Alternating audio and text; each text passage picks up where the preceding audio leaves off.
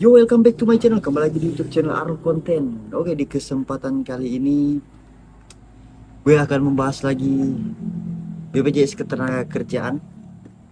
Sebenarnya sih gue udah nggak mau bahas BPJS Ketenagakerjaan ya, karena di konten gue yang terakhir itu beberapa bulan kemarin gue udah bilang gue nggak bakal ngebahas lagi BPJS Ketenagakerjaan. Tapi di sini kayaknya harus gue bahas gitu cuy, karena ada salah satu komentar di video gue yang isinya kayak gini nih.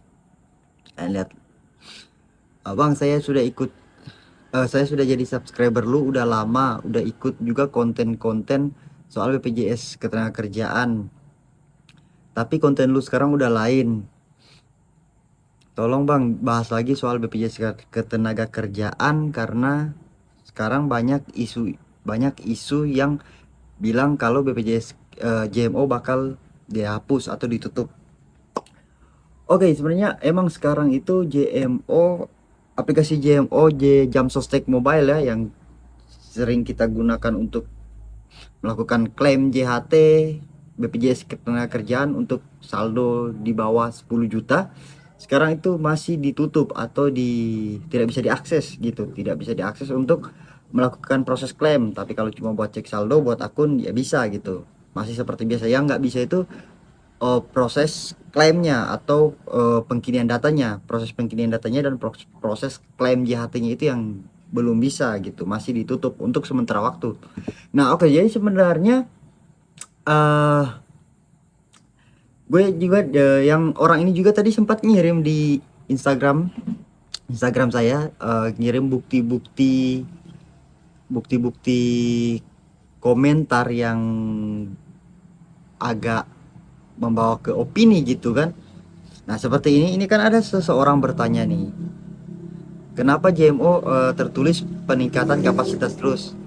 Kan dia bertanya di sini, sampai kapankah begini? Nah, ini ada beberapa komentar, dari sekian banyak komentar ada beberapa komentar yang menurut saya atau saya anggap ini menggaring opini ke yang tidak benar gitu kan. Nah, seperti ini komentarnya, kalian bisa lihat. BPJS bangkrut. Nah, ada juga di sini yang bilang uh, wajar lah pasca pemilu, namanya juga BUMN. Nah, mungkin dari komentar-komentar ini, satu dua komentar ini yang menurut saya agak ganjal gitu, agak menggiring opini yang ke jalurnya nggak benar gitu kan. Apalagi bilang BPJS bangkrut. Wah, maksudnya bangkrut kayak gimana nih ceritanya? Ini hanya bertepatan aja sama peningkatan kapasitasnya itu bertepatan sesuai habis pemilihan gitu, pemilihan umum gitu kan. Nggak ada sangkut pautnya kayak gitu. Jadi sebenarnya masalah ini udah saya bahas, udah terjadi di kurang lebih 1 tahun yang lalu ya. Kita buka data ya. Gini, saya berbicara sesuai data, bukan sesuai pendapat atau pandangan saya, tapi ini berbicara sesuai dengan fakta yang udah terjadi gitu, yang udah ada sebelumnya. Kalian bisa lihat di sini video saya yang ini saya publikasikan di 20 Oktober 2022. Berarti ada sekitaran 1 tahun lebih lah soal peningkatan kapasitas gitu kan, pengajuan klaim dan pengkinian data tidak bisa dilakukan. Nah, masalah yang sekarang ini juga sama guys ya, seperti ini. Nah, seperti ini kan tulisannya.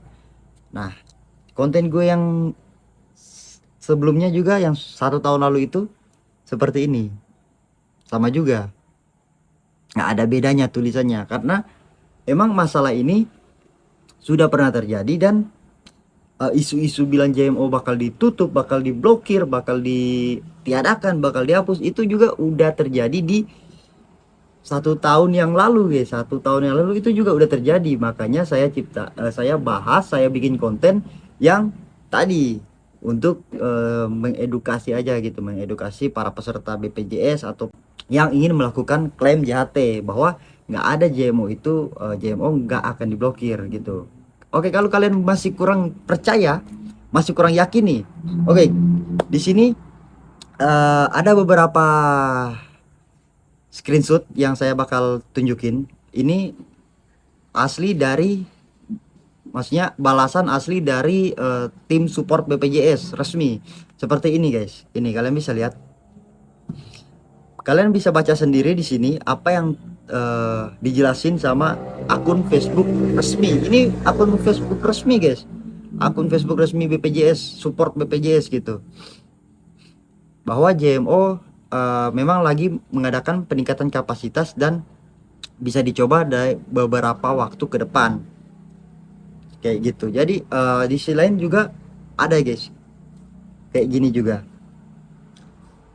Hasilnya sama. Jadi nggak ada bau-bau yang mengatakan bahwa JMO itu bakal ditutup atau bakal diblokir. Nggak ada bau-bau seperti itu. Jadi semuanya memang sistem lagi.